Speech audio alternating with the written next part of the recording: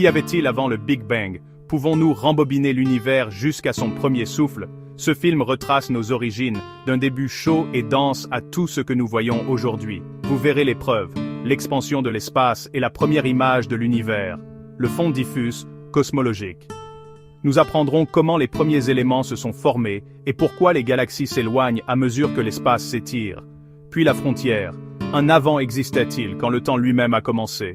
Rebondissement, Bran, peut-être un multivers, des idées audacieuses en attente de test. Maintenant, l'expansion. Bienvenue dans la plus grande histoire jamais racontée. Nous utiliserons des mots simples et des idées claires pour vous guider à travers cette épopée cosmique, un récit qui s'étend sur des milliards d'années et des distances insondables. Ce n'est pas seulement une histoire d'étoiles et de galaxies lointaines, c'est une histoire qui nous concerne. C'est l'histoire de l'origine de toute chose, y compris vous. Chaque atome de votre corps, le fer dans votre sang, le calcium dans vos os, a été forgé au cœur d'une étoile qui a vécu et est morte bien avant la naissance de notre Soleil. Nous sommes, au sens le plus littéral, des enfants du cosmos. La quête de nos origines est une part fondamentale de l'être humain. Pendant des millénaires, nos ancêtres ont contemplé les mêmes lumières célestes, tissant mythes et légendes pour expliquer l'univers et notre place en son sein. Cette même curiosité innée nous anime aujourd'hui. Nous levons les yeux vers le ciel nocturne, une vaste et étincelante tapisserie, une fenêtre sur le passé lointain. La lumière des étoiles les plus proches a voyagé pendant des années pour atteindre nos yeux. La lumière des galaxies lointaines a voyagé pendant des millions, voire des milliards d'années. Et tandis que nous contemplons cette profondeur abyssale, nous ne pouvons nous empêcher de poser la question ultime: d'où vient tout cela? La théorie du Big Bang est notre meilleure réponse scientifique à cette question. Il est important de clarifier ce qu'est le Big Bang et ce qu'il n'est pas. Ce n'est pas une explosion dans l'espace, mais plutôt une expansion de l'espace lui-même, à partir d'un état incroyablement chaud et dense. Elle fournit un cadre puissant et élégant qui explique l'univers que nous observons aujourd'hui. Cette théorie a prédit avec succès l'existence du fond diffus cosmologique, la faible rémanence de l'état chaud initial, et les abondances observées des éléments les plus légers, comme l'hydrogène et l'hélium. Elle rend compte de la structure à grande échelle de l'univers, de la grande danse des superamas galactiques, arrangés en une vaste toile cosmique, aux humbles atomes qui composent nos propres corps, notre planète et notre étoile. Elle relie les plus grandes échelles du cosmos aux plus petites particules de matière, dans un récit cohérent d'évolution cosmique. Cette théorie unique tisse ensemble les observations de l'astronomie, de la cosmologie et de la physique des particules en une seule narration unifiée. Mais ce voyage de compréhension ne consiste pas seulement à regarder en arrière, vers le passé lointain. Il s'agit aussi de comprendre la nature même de la science. La science est une entreprise humaine, mue par la curiosité, la créativité et une quête incessante de preuves. La science n'est pas un recueil de faits immuables, écrits dans un livre. C'est un processus dynamique et autocorrecteur. C'est un processus de découverte, de construction de modèles pour expliquer le monde, puis de tester rigoureusement ces modèles par rapport aux preuves fournies par la nature. Lorsqu'une théorie, comme le Big Bang, survit à des décennies d'examens intenses et fait des prédictions réussies, notre confiance en elle grandit. Pourtant, lorsque nous abordons la question de l'avant, le Big Bang, nous atteignons la frontière absolue de nos connaissances. Ici, nos lois établies de l'USAC de la physique s'effondrent, et nous entrons dans un royaume de pure théorie et d'exploration mathématique. Ici, nous trouvons des idées audacieuses, comme le concept d'un multivers, où notre univers n'est qu'une bulle dans une vaste écume cosmique d'autres univers. Nous trouvons des théories spéculatives, telles que la théorie des cordes ou les modèles cycliques, qui proposent que notre Big Bang soit le résultat d'une collision entre des branes de dimensions supérieures, ou fasse partie d'un cycle sans fin d'expansion et de contraction.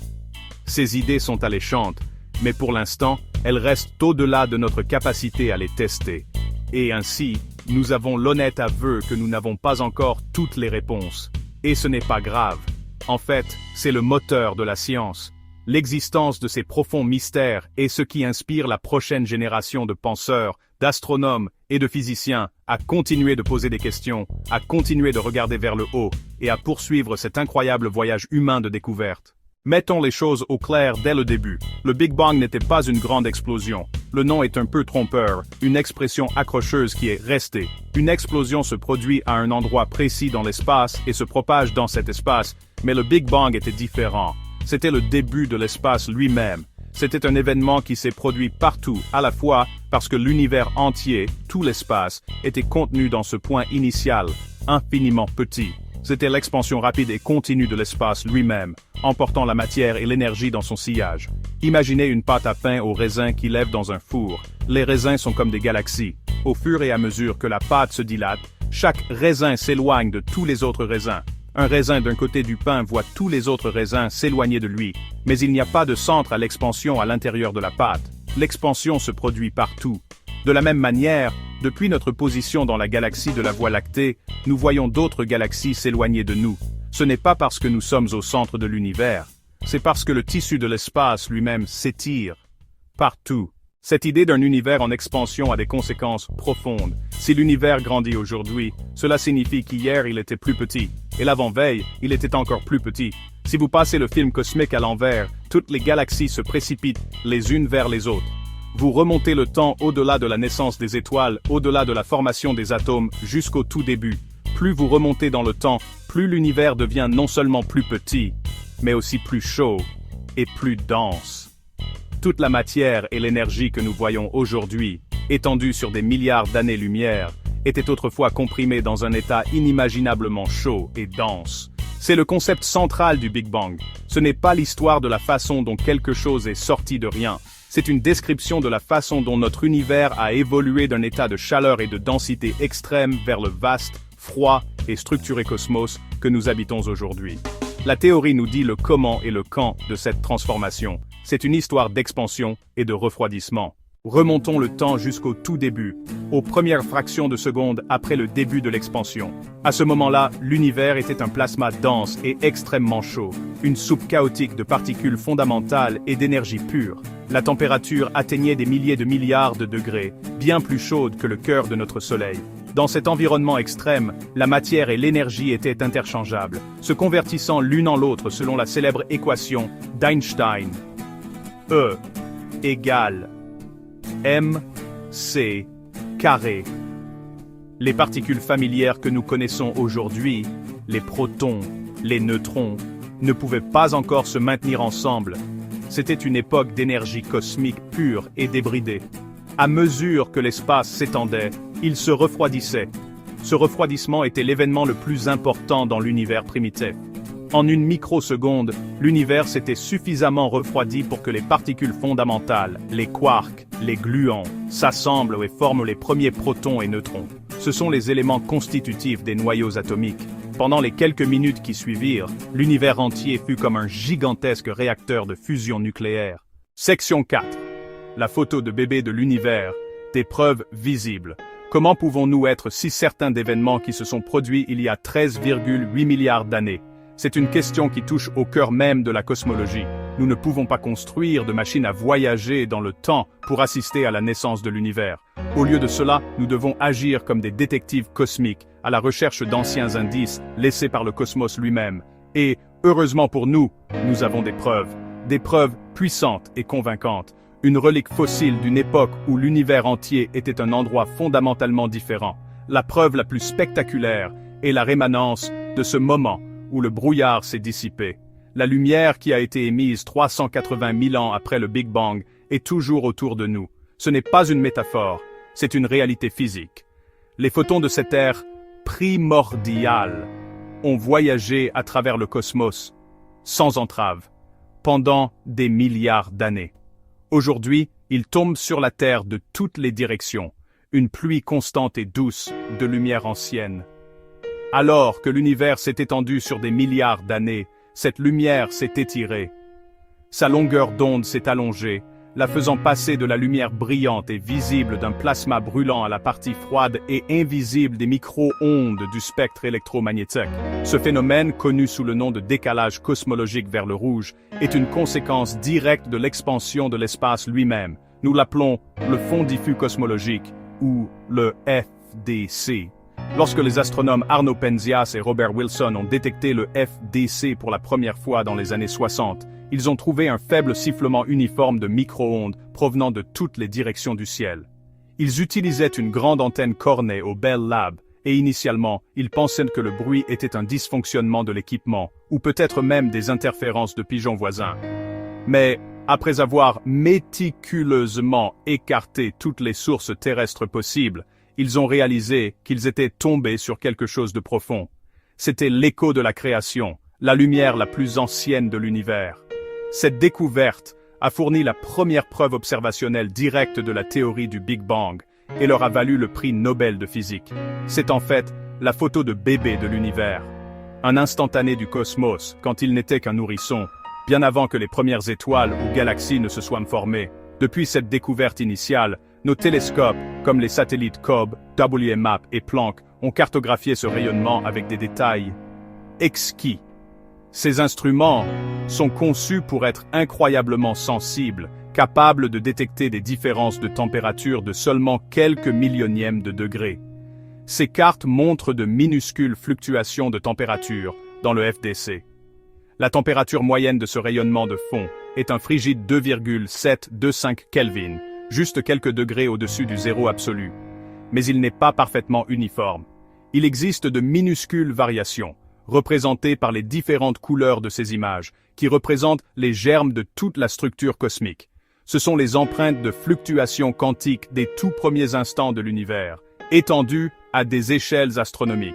Les régions légèrement plus denses, et donc légèrement plus froides, de cette image précoce étaient les endroits où la gravité allait plus tard rassembler la matière pour former les premières étoiles, galaxies et le vaste réseau cosmique d'amas de galaxies que nous voyons aujourd'hui. Les régions légèrement moins denses et plus chaudes deviendraient les grands vides cosmiques. Dans cette seule image, nous voyons le plan de toute l'évolution future du cosmos. Alors que le fond diffus cosmologique nous offre un aperçu de l'univers nouveau-né, une autre preuve solide du Big Bang vient de l'observation du cosmos tel qu'il est aujourd'hui. Cette preuve a été mise en lumière grâce au travail révolutionnaire de l'astronome américain Edwin Hubble dans Adelaide, NOAA, Nowhere 1920. Travaillant à la pointe de la technologie astronomique à l'observatoire du mont Wilson en Californie. Hubble a utilisé les télescopes les plus puissants de son époque pour scruter l'espace plus profondément que quiconque auparavant. À l'époque, la plupart des scientifiques croyaient que notre galaxie, la Voie lactée, constituait l'univers entier, mais les observations de Hubble de faible-tâche-froide flou, non-dates, descendi, somturgae, en recherche driver, en cambre, en danderlos, versraum vapor, Dentralder Brader et nébuleuse comme Ferber ou Bablo Spiral ont prouvé qu'il s'agissait en fait de galaxies lointaines Vipers, lointaines, chacune étant une vaste île d'étoiles, tout comme la nôtre. Mais il ne s'est pas arrêté là. Il a commencé à mesurer méticuleusement la lumière provenant de ces galaxies. En analysant leur spectre lumineux, il a pu déterminer si elles s'éloignaient ou se rapprochaient de nous, et à quelle vitesse. Ce qu'il a découvert était stupéfiant. À de très rares exceptions près, il a observé que les galaxies lointaines semblaient toutes s'éloigner de nous.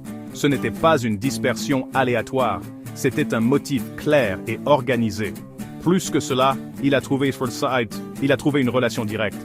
Plus une galaxie est éloignée, plus elle s'éloigne rapidement de nous. Une galaxie 2 fois plus éloignée se déplace 2 fois plus vite. Une galaxie 3 fois plus éloignée se déplace 3 fois plus vite.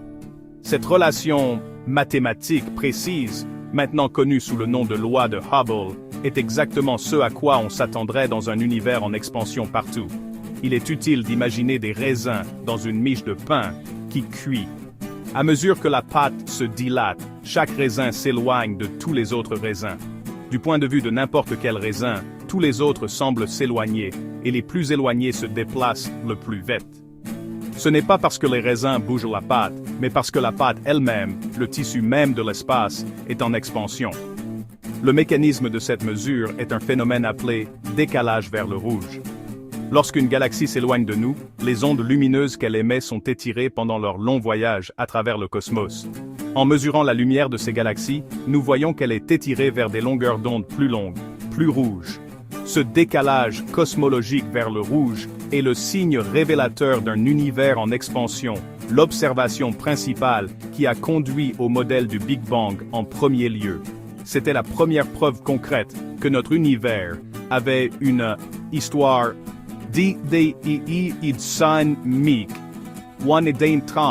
qu'il n'était pas statique et éternel, mais qu'il avait eu un début.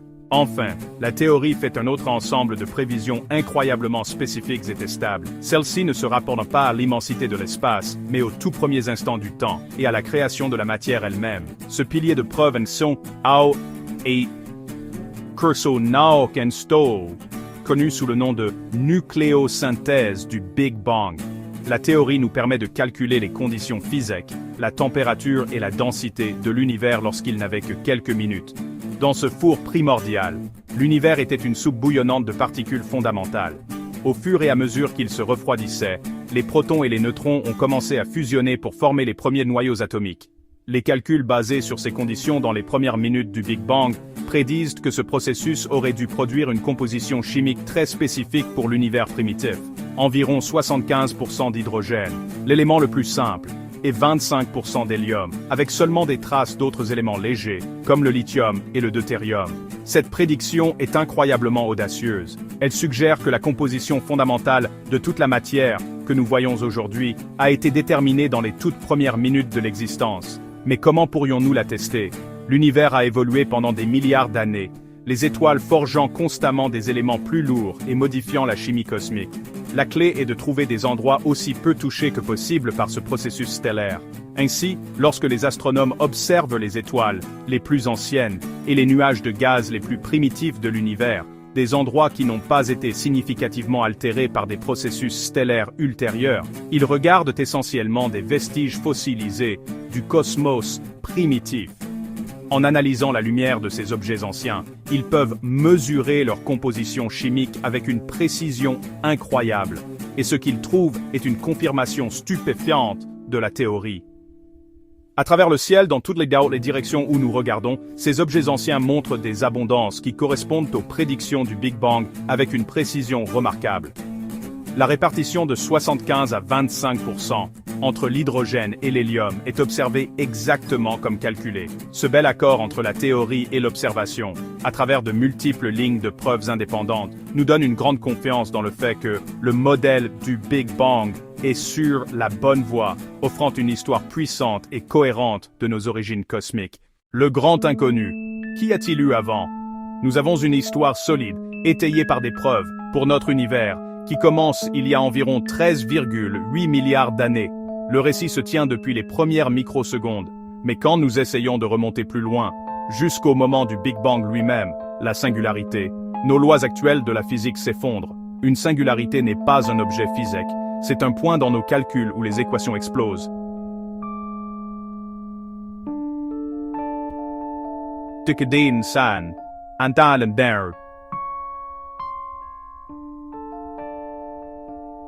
C'est un signe que notre théorie est incomplète. La relativité générale fonctionne pour les étoiles et les galaxies, mais elle échoue dans les conditions extrêmes du début de l'univers. Cette rupture signifie que la question « Qu'y a-t-il eu avant le Big Bang ?» ne peut être répondue par notre physique actuelle prouvée. Cela se situe en dehors de ce que nous pouvons directement tester ou observer. À titre d'analogie, demander ce qui est venu avant pourrait être comme demander ce qui est au nord du pôle Nord. Si le temps a commencé avec le Big Bang, avant pourrait n'avoir aucun sens. Le temps est une propriété de notre univers. Sans l'univers, avant et après pourrait ne pas s'appliquer. C'est une possibilité simple. C'est là que la science passe du terrain solide au sable mouvant de la spéculation. Pour aller plus loin, il nous faut une nouvelle théorie, quelque chose qui unit la gravité d'Einstein avec la mécanique quantique. Ce cadre hypothétique s'appelle la gravité quantique. Les scientifiques explorent des candidats, la théorie des cordes, la gravité quantique à boucle, mais aucune n'est complète ou vérifiée expérimentalement. Ces idées sont nos meilleurs outils pour jeter un coup d'œil derrière le rideau du Big Bang. Section 6. Rebond, bulle, commencement. Explorer l'avant. L'une des idées les plus intrigantes de la recherche sur la gravité quantique est le concept de fluctuation quantique. Dans le monde étrange de la mécanique quantique, l'espace vide n'est pas vraiment vide. C'est une mer agitée de potentiel où les particules et l'énergie peuvent apparaître et disparaître pendant de brefs instants. Certains physiciens ont proposé que notre univers entier ait pu prendre naissance sous la forme d'une telle fluctuation. Une minuscule bulle d'espace-temps aurait pu émerger spontanément d'un vide quantique préexistant, puis, par un processus appelé inflation cosmique, se serait rapidement dilatée jusqu'à atteindre une taille énorme, déclenchant ce que nous appelons le Big Bang. Une autre idée fascinante est celle de l'univers cyclique ou rebondissant. Dans ce scénario, notre Big Bang n'était pas le début de tout, mais simplement un événement dans un cycle éternel d'expansion et de contraction. Lors de son effondrement, les effets quantiques auraient pu devenir dominants, l'empêchant de se réduire à une véritable singularité.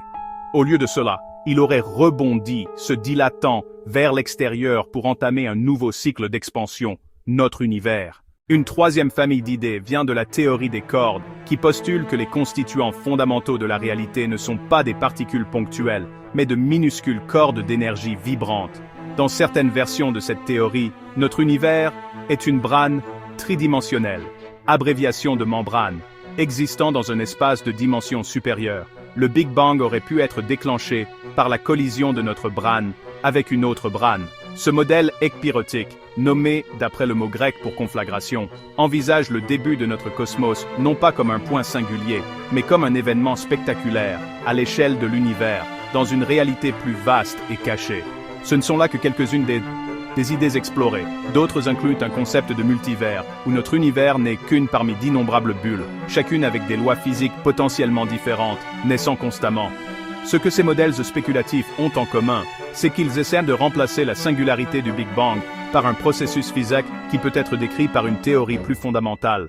Ce sont toutes des tentatives pour répondre à la question de l'avant d'une manière scientifiquement cohérente. Pour l'instant, il reste de belles constructions mathématiques, en attente d'un futur test qui pourrait les confirmer ou les falsifier. Oui. 7e section. Le voyage continue. Embrasser le mystère cosmique. Alors, qu'est-ce qui existait avant le Big Bang? La réponse honnête est, nous ne le savons pas avec certitude. Nous avons une histoire puissante, fondée sur des preuves, le modèle du Big Bang. Il décrit l'évolution de notre univers depuis ses premiers instants jusqu'à aujourd'hui. Nous pouvons en voir les échos dans le fond diffus cosmologique. Nous pouvons en voir les échos dans le recul des galaxies lointaines. Cette histoire est une réalisation monumentale de l'intellect et de la curiosité humaine. Elle nous dit que tout ce que nous voyons et connaissons a émergé d'un état chaud et dense. Cet état a commencé à s'étendre il y a 13,8 milliards d'années. C'est un fait, fondé sur l'observation. Mais la question de l'avant nous pousse au-delà des limites de notre carte observationnelle. Elle nous emmène dans un endroit où nos lois actuelles de la physique ne sont plus des guides suffisants.